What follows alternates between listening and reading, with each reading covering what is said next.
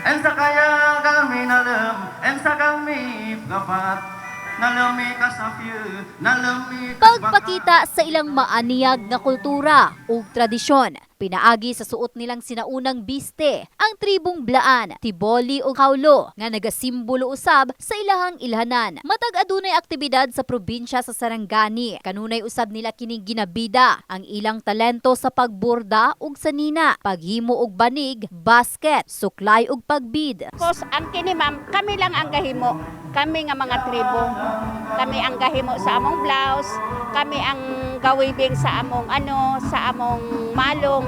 Tanan nga among gisuot ma'am, wala na mo ginakuha sa uban kundi sa among sarili nga mga tribo. Mao na ang among kultura dili mawala. Among i-preserve gikan sa una hangtod karon. Dinhi nila maipakita ang pagigugma sa ilang gigikanan, pinaagi sa pag-preserve ug pag-amping aron mapasa usab nila ang ilahang kultura sa sunod nga henerasyon. Sigon ni Makabatog Armand Gili, Provincial Indigenous Person Mandatory Representative, ang selebrasyon sa IP Day, usa lang sa mga highlights sa first day sa Monato Festival 2023. This man lang sa younger generation namo kay bawo sila nga mao na ang ilahang kagikan, mao na ang ilahang roots, no?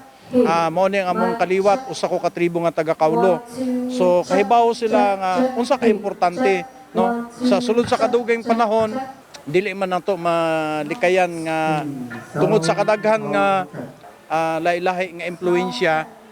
But then ang pagpreserba og respeto sa tribo, sa kultura kung asa kagikan, kinahanglan magpabilin gina siya. Doing a significant contribution sa atong mga indigenous peoples.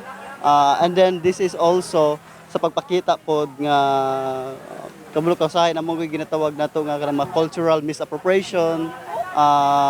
Usahay mali ang pagsuot sa mga sanina, mali ang pagsuot sa mga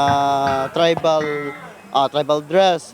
Mga kung sa blapa kalyak blaan kanon ana ba gawas sa ilang gina-showcase nga kultura, ang uban busy pa usab sa pagpatukod sa ilang mga payag asa alayon sab kini sa aktibidad. Kahibaluan usa kini sa pinakadakong aktibidad sa probinsya asa mokabat sa 12 milyones ang gigahing pondo sa gobyerno alang sa kasaulugan sa festival nga nagsugod karong adlaw ug mulungtad pa hangtod sa pitsa 28 ning Nobyembre. Samtang dungan sa kasaulugan sa festival, ang mga otoridad nakabantay usab sa palibot sa pagsiguro sa seguridad sa tanang mibisita ug mga magpartisipar sa aktibidad.